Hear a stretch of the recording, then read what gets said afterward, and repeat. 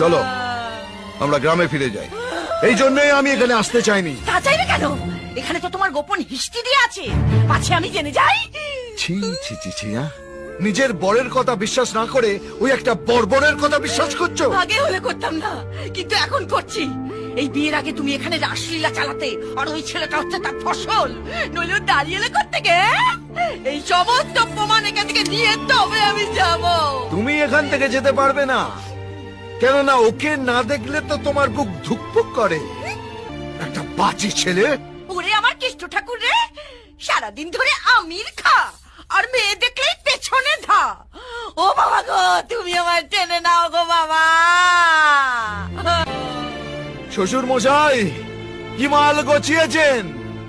এক চোখে কাঁদছে আর অন্য চোখে ঝাড়ি মারছে। চলো আমরা গ্রামে ফিরে যাই।